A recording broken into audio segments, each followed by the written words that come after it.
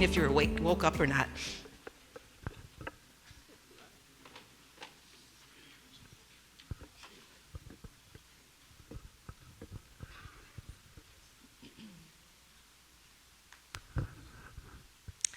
Good evening. Thank you for your interest and support. On behalf of the Watertown Area Chamber of Commerce and the Watertown branch of the AAUW, I would like to welcome you to tonight's Mayoral Candidate Forum. I'm Diane Schultz. I'm a member of the AAUW, and I am pleased to introduce our moderator for this evening, Jill Nadeau. Jill is the executive producer and fill-in host for the Larry Mueller Show, heard around the state on Wisconsin Public Radio. She formerly worked as the coordinator for Watertown TV and hosted much local programming. Jill currently serves as our president of the Watertown AAUW. So now I would like to present Jill to get our forum underway. Thank you. And I'm not running for anything, so thanks, Diane, and thank you to our candidates for being with us today. Let me tell you a little bit about how this is going to run. It's a forum, not a debate, so it's timed. Everybody gets the same questions. We don't have a whole lot of time for space in between, so if you agree, disagree, whatever, if you could just hold your comments to yourself, maybe talk about it later, that would be great. We expect this to last for just under an hour or so, and we will start each candidate with introducing themselves. They will have 2 minutes to do this. We will then go on to the questions. The candidates have not been given the questions in advance, but are aware of the topics that may be covered tonight. We're going to have 12 questions, and each candidate will have 1 minute to respond. We'll then close out the event by giving each candidate 2 additional minutes to make closing statements. Our candidates will alternate who responds first to the questions in alphabetical order based on the last name. So let's get started, gentlemen. And Steve will be starting out. Go right ahead. So alphabetically, I get to go first. So thank you to the Chamber and the AAUW for putting this together. Thank you for you being here to listen to us. And I'd also like to thank George and Robert for throwing their hats in the ring and participating in the election. It takes a lot of work, a lot of effort, and I appreciate the fact that they're willing to put the effort forward to do this. And hopefully we can have some good conversations tonight. I am the District 3 Alder today for my district. I'm also a business professor at Maranatha, and I'm a Christian that spends my ministry time doing jail ministry at several state prisons, generally speaking, once a month. I have a degree in architecture, and I've got 35 years of experience in the business world. I started my career working in a plant, in a factory, learned quite a few things about how that operated, and ended up being the assistant to the plant engineer when I left. Got a lot of chance to do some different things. When I finished my degree, I started my own firm out of my basement, went to work for a couple of other people as well. And then I spent 35 years in the world of construction, design, facility management, and those kinds of things. In the city, I've been on 7 different city commissions. Currently serve on the RDA, wow, I just lost my train of thought, forgive me. The RDA Public Safety, I'm the chair of the Public Works Commission, and I'm on tourism. In addition to that, I've been participants in the Chamber of Commerce, the Rotary, and several other civic organizations as well. I believe if you're going to volunteer, you need to be involved, you need to be a participant, and I've tried very hard to be active in those committees and actually have an impact on what they do.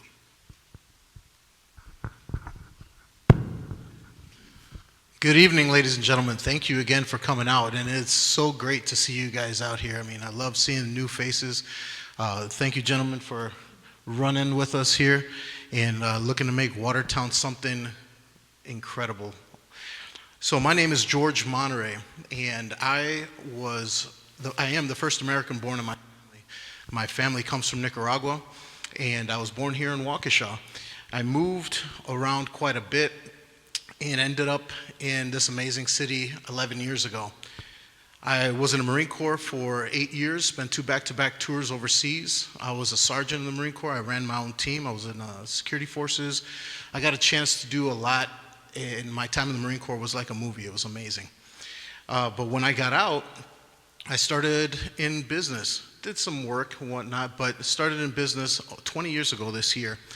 I owned a financial firm, and a lot of some of the businesses you guys know here with my school, Defense Combatives. I teach self-defense and martial arts, and I still teach police officers and SWAT teams around the country. I still teach special operations units around the country. And now, moving into this arena, I'm very excited to showcase some of that leadership that we had in the Marine Corps, showcase some of the family values that I have now with my wife and my children that live here with us. I'm very excited to be able to make a difference in Watertown, not just with the businesses that we have now, but with some of your lives as well.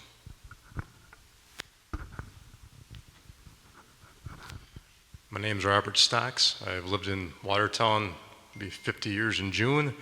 My dad was wounded in Vietnam. Met my mom when he was stationed in San Juan. My mom's here right now.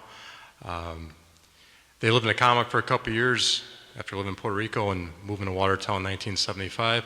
I went to school at Lincoln, Schurz, Riverside Junior High I was then, graduated from high school in 1993. Came an Eagle Scout in 1990 through St. Henry's Boy Scout Troop 43. My Cub Master's looking at me right now, that from many years ago. Some of my former teachers in here too. My wife Sarah, I married in 2000. I have 2 sons, Jay and Jameson. My son Jay is in the Air National Guard. He's a flight instructor in Oshkosh. My younger son Jameson is going to UW Whitewater. I went to school for culinary arts first, and worked at many restaurants in the area, including Culver's Pizza at Winwood Country Club. Decided to go into teaching. Had worked with kids when I was in Boy Scouts, and got a degree from Whitewater in 2000. I got a master's from La Crosse, a master's from Madison in administration. Got a job at St. Henry's Catholic School, although I grew up Lutheran. I had a lot of ties there at St. Henry's for 1 year teaching 8th grade. Taught church for 5 years. I've got some parents in here that I taught their kids at church, and others at the middle school for 15. And now I've been at Leap Elementary the last 4. Got involved in city politics about 13 years ago, alderman for District 8. I served in the Safety Commission, Transit Committee, Library Board, Community Development Authority, which was combined. It's what is the RDA and Housing Authority now. I was chair of the CDA when the Times and the Chalet all came down. I found myself, my son serves in the Air Force, my dad served in the Marines. It's kind of my way of serving the community as well. Thank you. Okay, thank you, gentlemen. These questions are kind of a combination of questions that we received from the community. A lot of them were similar, so we just put them together. And again, there will be 12 of them. The first question: what are your concerns for the city's general fund, and how will you address it over the next 3 years? Again, what are your concerns for the city's general fund, and how will you address it over the next 3 years? And Steve, you start. Well, obviously, one of the biggest issues with the general fund is the limited number of increases that we can make based on state funding and so forth. And it's very interesting when you go through the issue of the general fund. It's about $20.6 million, $21 million today, but the true spending that the city will do this year is about $52 million. So what the citizens need to recognize is there's much more being spent than just the dollars that are going through the general fund. I think someone has to continue to logically manage that. Everybody would like to keep their taxes down, of course, but they also all want to get city services. So trying to create that balancing act to allow us to get sufficient funds to do the work that needs to be done, but at the same time, making sure we keep those taxes in line. And one of the ways you do that is to increase the tax base, which will be to extend additional housing, industrial, commercial, those kinds of properties in the community as well. My very first business was a financial firm, and I learned the money game there. It was something that I couldn't imagine my life being without. And so when it comes to funds, general funds and whatnot, one of the things that I see in any kind of financial situation is having to understand lean management, right? A lot of people don't like it when people start talking about cutting the fat or taking away from things, but it's either that or increasing taxes. Nobody wants to increase in taxes, but one of the things is we have to triage this and figure out where things are going and make the right decisions quickly.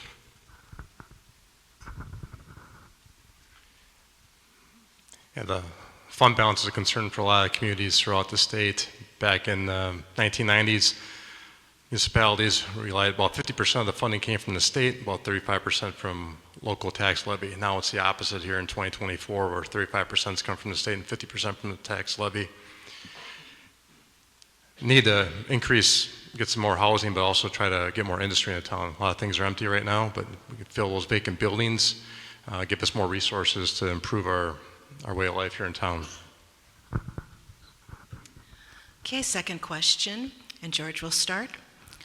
What can the city do to provide 24/7 shelter for the unhoused in Watertown? What can the city do to provide 24/7 shelter for the unhoused in Watertown? So the unhoused is something that is an issue, right? We actually just found somebody frozen to death in an alley not too long ago here, a couple days ago. And what can the city do? The thing is, and now if we start allocating funds to things that are 24/7 or whatnot, where we already have services for that. We have services in Watertown that provide for the needy, that provide for the homeless. What I think we should do is, as a community, support these support these organizations that house these people.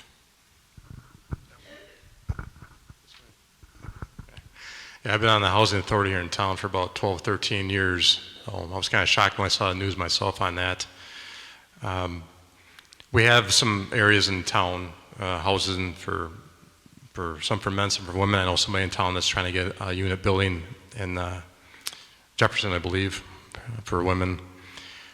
I've been working with the Community Action Coalition. Our PIT number is done every January 15th and July 15th. Our PIT number, I mean point in time, we had 13 homeless people on January 15th. Latest numbers, there's 122 homeless people in the county of Jefferson. And the oldest age was 82, which was shocking to me. Some of these people, getting them out of the cold is really important, but find a bridge for them too. So find a place they can stay, but help them to see if they have mental health problems, if they have addiction problems, if that's what's keeping them from finding work, but it has to be some kind of way to help these people get back and be a working part of a community again.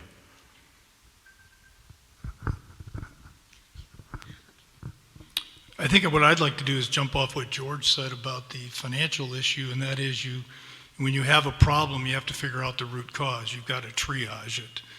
And Robert hinted at some of the issues: mental health, drug issues, financial issues, those kinds of things. And you need to figure out what the problems are and then how you can solve that.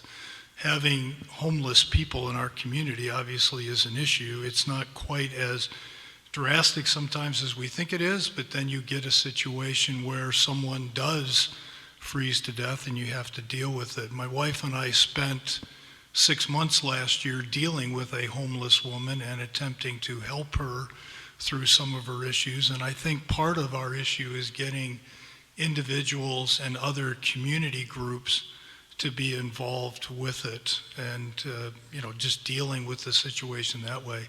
But you really have to start with what the problem is and what's causing the homeless issues. Okay, third question. Robert, you will start. How do you plan to communicate with the public on a regular basis? How do you plan to communicate with the public on a regular basis? Yeah, transparency is very important when the people know what's going on. I would plan to have many just sit-downs, go to different areas in town, senior center, wherever it would be, weekend dates, weekday dates, different times of the day, so no matter what time of day or what day people work, they can meet and ask questions all, and like inform what's going on. Needs to be a good source to be able to find means on the website. There are a lot of stuff there. Some of it I think is maybe a little difficult to find. Just streaming a little bit so it's easier to find. I've also had people, we got time,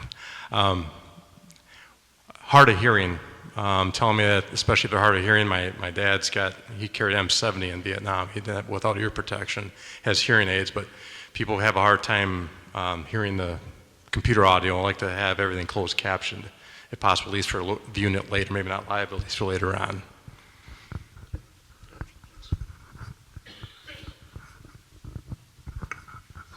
These two ladies over here are driving us crazy. I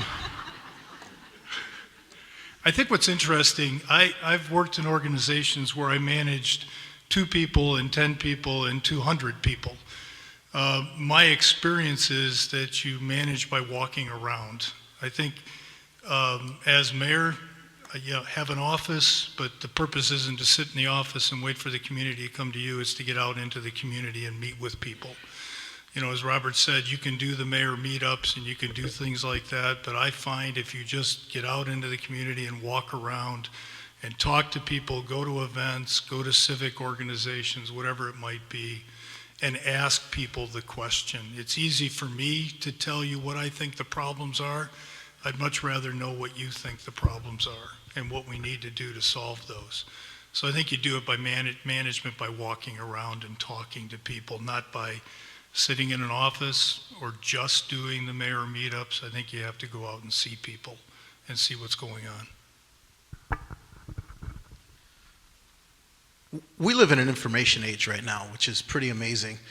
There's so many different ways to communicate with people, and we got to take advantage of that, right? Obviously, you guys, a lot of you guys have come to a lot of my events where we've had hundreds and hundreds of people come through. And now even online, which is the quickest way to get a hold of somebody and the most efficient at this point, right? I mean, when we post videos, whether they're for the business or for a campaign, we're getting thousands and thousands of views, right? So if we're getting thousands of views with just a video per se, like how else can we manage technology right now to be able to get more, right? I love the old school guerrilla tactics, going out, gripping and grinning, right? Shaking hands, kissing babies and all that, which actually works, and it works very well. But where there's so much more to communication nowadays, we need to take advantage of that. Okay, on to question number 4, and Steve, you will be the first. How would you, as mayor, quote unquote, sell the city to prospective developers?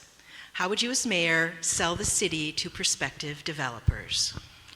Well, again, that's a fascinating question because that is one of the roles of the mayor is to recruit businesses, recruit developers, recruit people into the town. You know, saying how you will do that today because you don't know what the options are going to be would be difficult, but I will tell you this, I worked for a large construction company that the day I started, they were doing $350 million a year. The day I left, they were doing $1.4 billion. And there were 2 of us that were the development people that were out talking to people. So I know how to communicate development. I know how to communicate construction. I understand what it takes. I've worked with economic development people in 3 different states and understand what a developer, an industrialist, what a builder is looking for from the community. And I think I can speak their language based on my experience.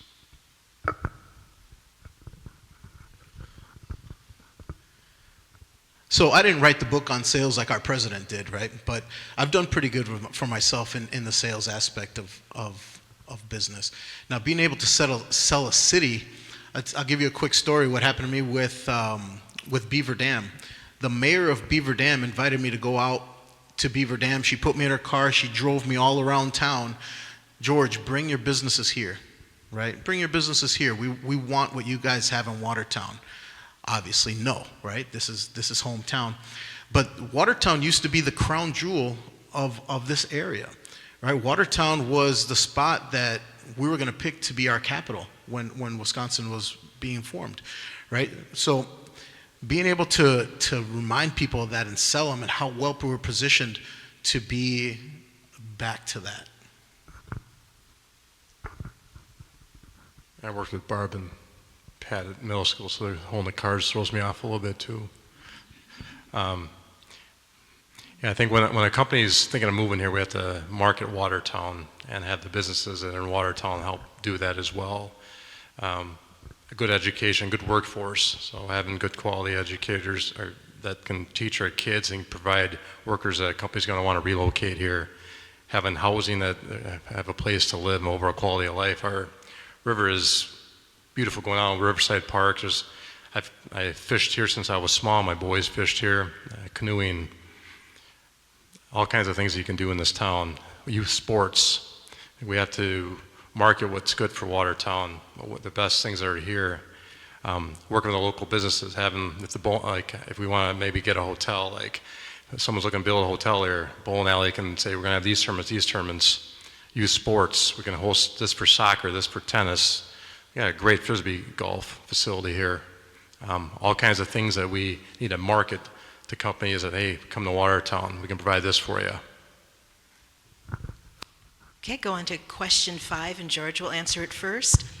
One of the largest issues that you will have to address in your term as mayor is the Main Street reconstruction project. What will you do to support businesses downtown? Again, one of the largest issues you'll have to address in your term as mayor is the Main Street construction project. What will you do to support businesses downtown?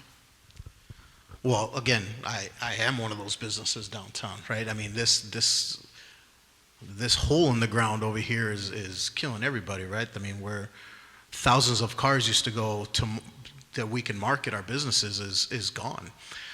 So what we really have to do with that is, well, again, going back to the basics, right? Let's triage the problem. Let's create a plan, execute that plan. It works every time, right? And when it comes to helping businesses market, the city would really have to step up their game in regards to focusing on bringing people into the city. Hey, much like our last question, how will we sell the city to developers? How do we sell the city to people to come spend their money here? That's what we need to do. Bring people back to Watertown, spend their money here, and then go away. Don't stink up the place. Yeah. Well, I was going to school at Whitewater for education. I first went to culinary arts. I mentioned that before. So I was manager at Culver's in Watertown from 1995 and 1999. The same owners built one in Johnson Creek, which was 96 Culver's. That was over 900 of them. I was actually managing when the reconstruction of 26 went through, making sure that if something's got to be closed off, the business know this day, that day. Our Cisco truck, we adjusted when the truck would come, if the truck's going to get in to deliver our product. But working with the businesses ahead of time, they got 3 years of plans. It's going to be tough on them. If they can have side doors, if alleyways can be doors widened, making sure the alleys are back through, they can get their product through. Maybe customers can go through the back doors as well. So preparing them as best we can for that in the next 3 years for 2028.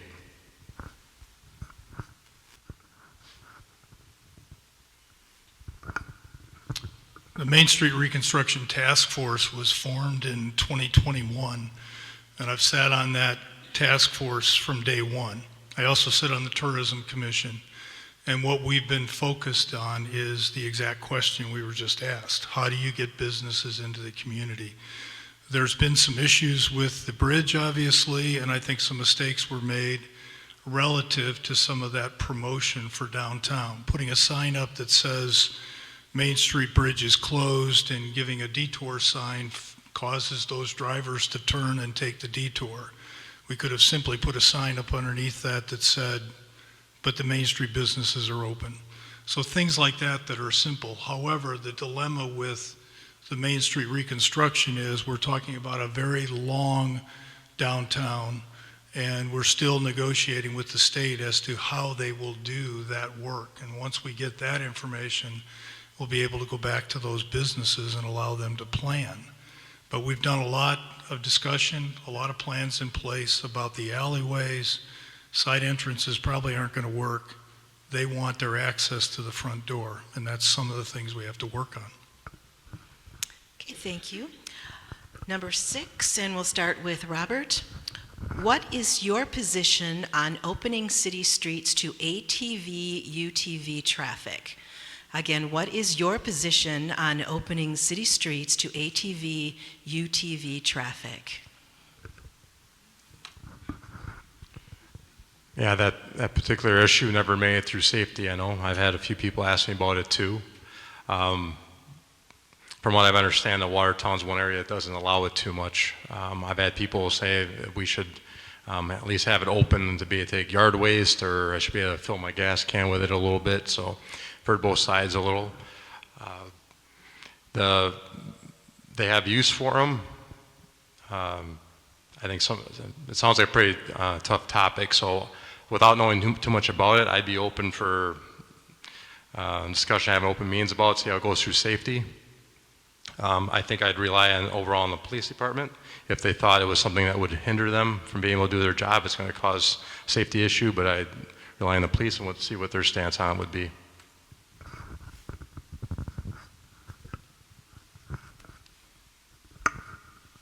So I sit on the Public Safety Committee, and we did have this conversation. I will say something that will upset some people, and maybe not others, I don't know. I am opposed to ATVs being on our city streets.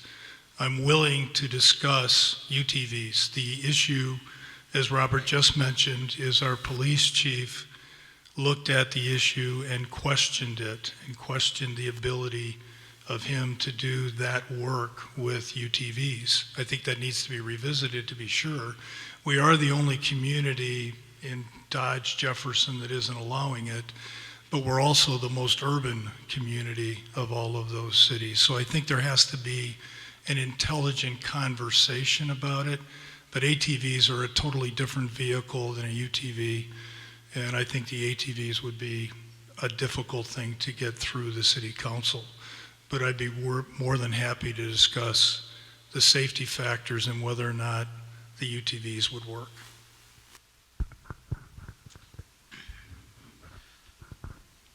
Now, I could be wrong, but it doesn't seem like this is too much of a city matter, more of a DOT matter when it comes to the street and the safety, and of course talking to the police chief and all that. People have asked me this before, but in short, listening to what these gentlemen are saying, it just doesn't make sense right now for Watertown.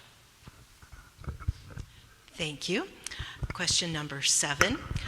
What are your ideas to continue the revitalization of downtown Watertown?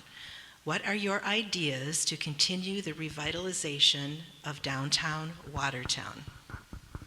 Well, great question. By the way, the DOT doesn't control UTVs. That's a DNR question, and that's one of the problems we had with that, is going through that. As far as revitalizing downtown, the great question I'd have is, what are the businesses that would be successful downtown? It's pretty obvious that we have shopping centers, we have Walmart, we have other facilities. So what are the types of businesses that we can attract to downtown Watertown that are going to be functional? But the reality of life, folks, is without rooftops, it's difficult to get businesses into any city. You need people living in a community that are willing to go and shop.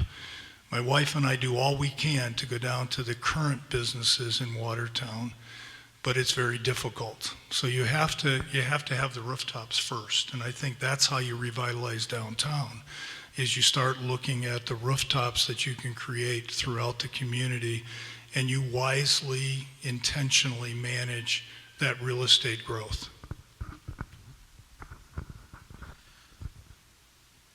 I'm going to be a little direct here with this, because I don't know if people want to just go out and say it, right? Our downtown doesn't need to be revitalized. It needs to be brought back to life. It's flatlined right now. And I'm going for the opposite side. Instead of working on rooftops, I mean, we need to start at the bottom. Let's start with the street. Let's fix that. Let's get people in here and start attracting businesses to the downtown. We need cash flow into this city. Tough question, revitalization with the bridge out right now and tearing out Main Street in 3 years. But one thing I hear is often about parking, lack of parking. And now I don't say this thing about taking away some more parking right now. Creating parking areas, not necessarily on Main Street, but off at a couple blocks. I've had people tell me they don't use the square when there's a function there because it's too hard for them or they have to walk too far away. Have to create more parking for areas. And I agree we have a housing shortage right now too, so we need to have more people come into town, help revitalize Watertown as well. Okay, question number 8. What are the greatest challenges facing our community in the next few years, and how do you plan to address those challenges? Again, what are the greatest challenges facing our community in the next few years, and how do you plan to address those challenges? One more time. We were trying to figure out who goes up. You should have waited. I could have told you. Yep. What are the greatest challenges facing our community in the next few years, and how do you plan to address those challenges? Number one challenge is regression. We're going backwards. We're losing businesses. We're losing people. We're losing. People are just leaving Watertown. Right. We need to. Number one, let's stop the leak. Right. Let's keep people here. Let them realize that. Let's start having people be proud of Watertown. Let's get rid of this. I'm going to say it. I'm going to get rid of this Watertucky stigma. Everybody hates it. All right. We hate it. So number one, let's stop the leak. Let's keep people here. And let's start attracting. Again, more than anything, we need businesses here. We need that tax revenue here from businesses. We need people to stay and be proud to be part of Watertown.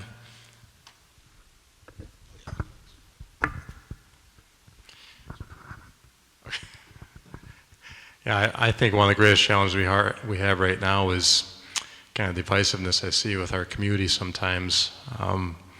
I voice the people or some of the council meetings, school board meetings and stuff, and a lot of anger out there a little bit. I see the same thing happen in the schools. Students and parents sometimes trust. I think our community really needs to start trusting each other and work together better. No matter our differences, we live in the same area. It wasn't that way 10, 20 years ago. It seems a lot more one-sided. I wish it was the way it was 20 years ago. I think we just need to heal. So I'd like to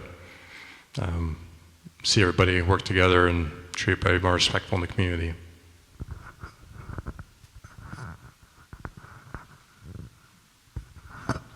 I'll take a totally different approach. I believe negativity begets negativity, and I'm really tired of people pounding on Watertown. Look at the room you're sitting in that everybody said we couldn't do. Look at the town square across the street that everybody said we can't do. Look at what's going on at the Octagon House. Look at the development that's going on at Bethesda, the old Bethesda property. Would you please start looking at the positives and stop beating up your town? The number one thing we need is for people to move here, people to build houses here. We need rooftops. We can argue about bringing businesses into town, but if you don't have disposable income from citizens to spend at your businesses, you ain't moving here. It's not going to happen. So you have to have more residents. Yes, we're down. It was almost 25,000 when I got here. We're getting closer to 22,000 today. So we need to increase the residents. But if we just keep harping on the negative, it'll never happen. Okay, thank you. Question number 9, and Robert, you will start. Part of the job of the mayor is to manage city employees. Tell us about your experience in that area. Part of the job of the mayor is to manage city employees. Tell us about your experience in that area. I'll help manage city employees when I was on council, on the different and transit committee, library board, working with different people. When I was a manager at Culver's, I managed usually about 30 to 40 people that would work there. One of the biggest things I interviewed generally is usually teenagers, was that they could count money back, because otherwise it wouldn't function too well when they were working a cash register. But I have managed all different ages of people, mostly youth all my years, but I think I've always done a good job in working with people, making them feel that they were real important, and getting positive feedback whenever they worked.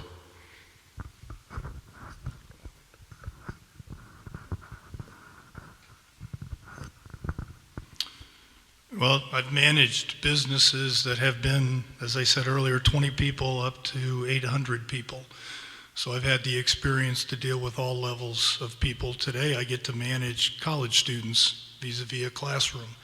So it's been very interesting, and part of that management has been growing organizations. It's also been reducing organizations because of the need. And I've experienced having to reduce a workforce, which is never fun. The reality of life is the city of Watertown now has 200 plus employees and up to 400 employees when you can consider those that are there on a temporary basis. One of the number one roles of the mayor is going to be to manage those employees and to work with those employees. And I believe leadership is action, it's not a position. So I think you have to show those people that you care about them and guide and direct them accordingly.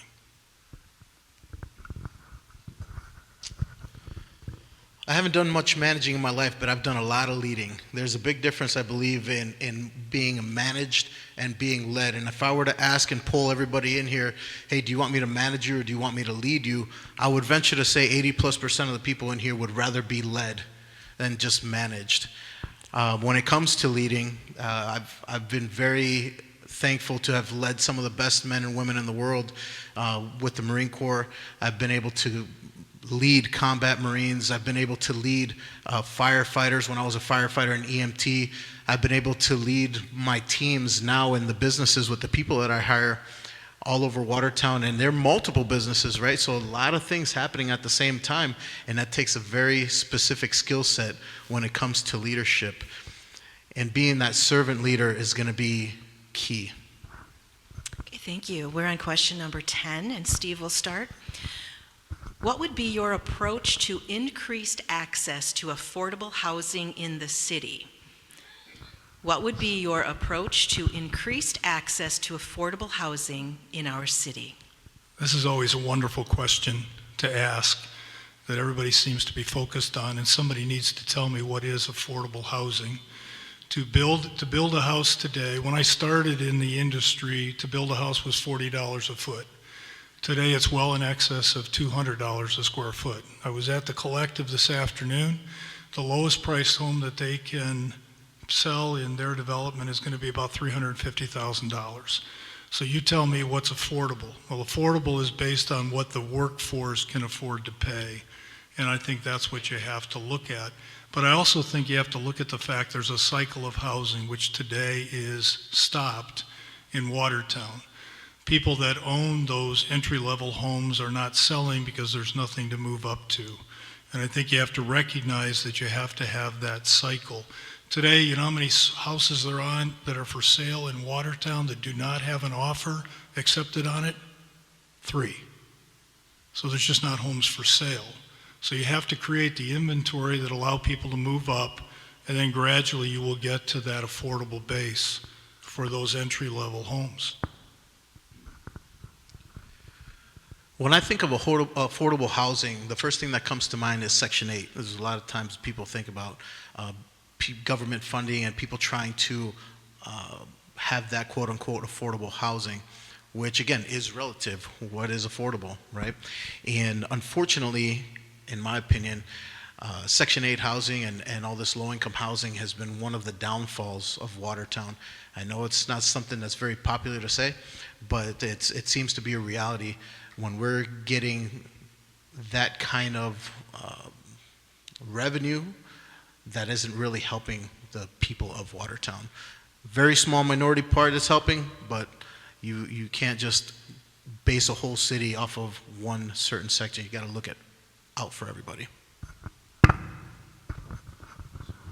Yeah, my years on a housing authority, earlier a decade ago, we'd have openings both at Johnson Arms, that's for senior living. The family units are out, those brick buildings out by Clement Street, going towards Farm and Fleet. We had a lot more openings years ago. Now, the last couple of years, not many at all, especially the Johnson Arms. We need more affordable housing, workforce housing, apartment buildings, duplexes, houses that are, if they're smaller units, which Belinsky's building right now. Two-story tend to be a little bit cheaper, but having different levels of single-family homes so that people of all different economic levels can afford a house. Okay, thank you. We're on question 11 now, and George, you will start. All three of you have talked about attracting businesses to Watertown, but do you have a plan on how would you support new businesses, both large and small?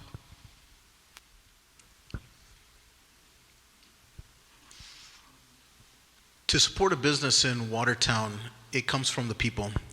One of the things that I've seen a lot is something new will pop up, and many business owners don't even count on the residents of Watertown to come patron them, right? They are looking for people even up 30 miles away to come here.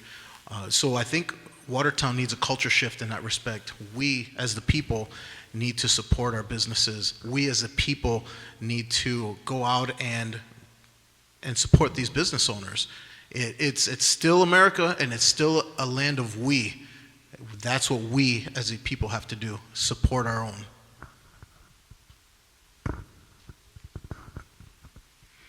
Yeah, sorry. I believe attracting businesses or growth of the business, bringing industry in the town, bringing more housing in the town, having a good solid workforce will spur more businesses from opening up or having them do better, hiring more people from the restaurants that we have, the shops that we have. I think we have some nice areas up by Farm and Fleet by the bypass that could be a good way to market and get people off the ramp to come into Watertown a little bit. Bypasses tend to have people not go through town anymore, so it's a good place to build out that way. All kind of things, opportunities for the building business in the future.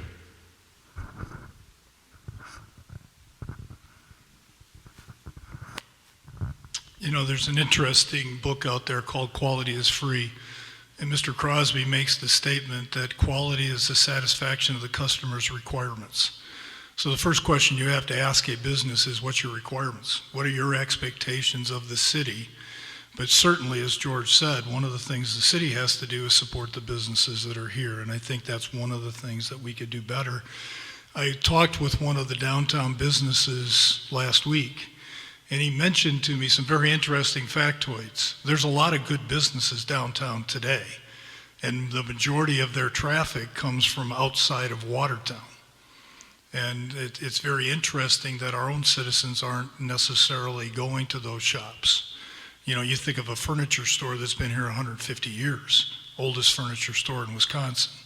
So it's part of the question, but they need to know, and we need to know what the community wants to support, and those are the businesses that you want to pursue. Okay, one more question, and that will be starting with Robert. How would you weigh citizen input in your decision-making process? How would you weigh citizen input in your decision-making process? Yeah, I always weighed citizen input all the time. One of the toughest things I ever did when I was on council, we had a pit bull legislation going through, and pretty tough topic. It was going about 12 years ago.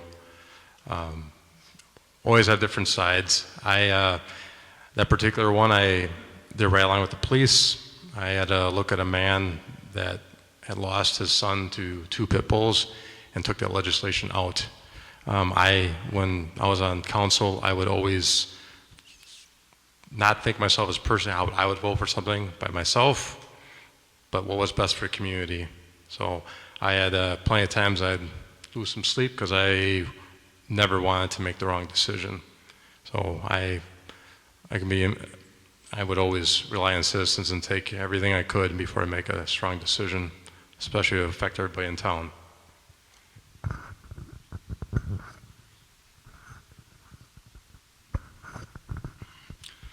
I think a simple answer is you always listen to the citizens for advice.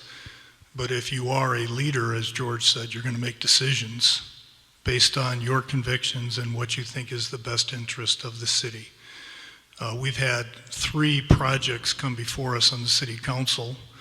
2 of the 3 have neighborhoods around it, and those 2 neighborhoods have said, not in my backyard. And do you benefit those residents, or do you benefit the 22,000 residents in the city? And those are some of the tough choices that you have to make. And those are some of the things you have to look at. I think you have to talk to every citizen you can and get their input. I was in a meeting with Lee Iacocca once, and he says, it's wonderful to have a committee discussion, but eventually the leader has to make a decision.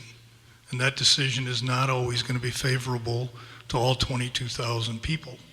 That is the price of being that servant leader. You have to make choices.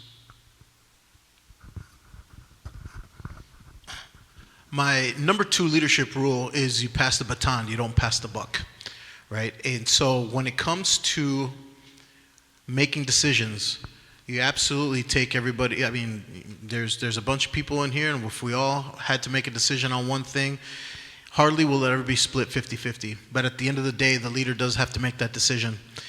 And it's not always going to be fun for everyone, right? But one of the things is that once you make a decision, once I make a decision, I have to deal with it. Whether it's right, wrong, or indifferent, a leader takes charge of that decision and has to live with it. Now, thankfully, right, up to this point, we're not getting shot at, right? We're not in a combat zone. It's very easy to make decisions when you're not getting shot at.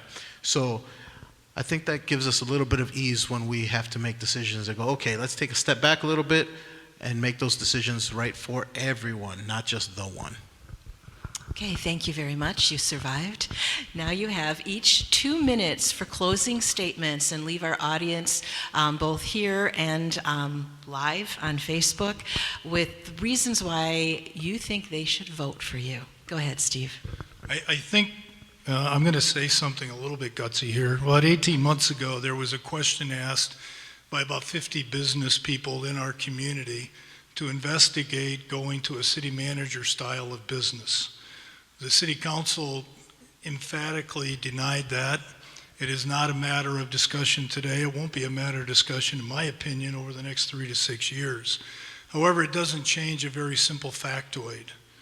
The city of Watertown needs somebody to professionally manage and lead this community. I come to the table with a proven successful track record of working within and leading large organizations. My experience includes working with people from the C-suite of major corporations down to the loading dock and even everyone else in between. I've negotiated multi-million-dollar contracts and successfully planned and delivered those contracts. My career before teaching was focused on the planning, design, construction, and management of all types of facilities. There is much of that work that will occur during the next mayor's 3 years. And finally, my career has been spent building relationships with integrity and faithfulness. I've been married for 51 years, never been fired from a job. I've actually had people call me and ask me to come support them. I've also never applied for employment. And I think the mayor will have many that must be listened to, worked with, and supported. And that's what I've always done. I believe that leadership is not a position, it's an action. And I hope that my time here has demonstrated that I will always work for the best for all of the citizens of Watertown, just not those folks that I know.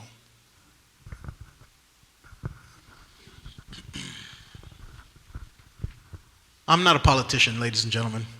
I'm just like you, right? And I want what's best for Watertown.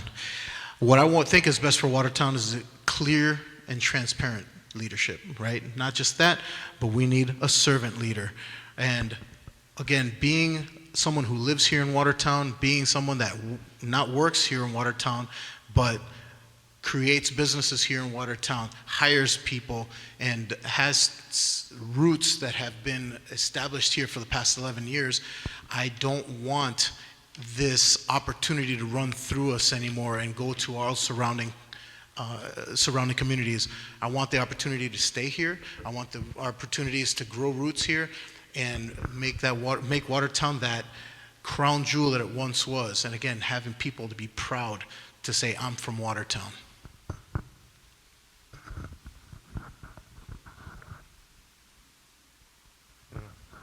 So I'm last here, I guess. So I've lived in Watertown my entire life.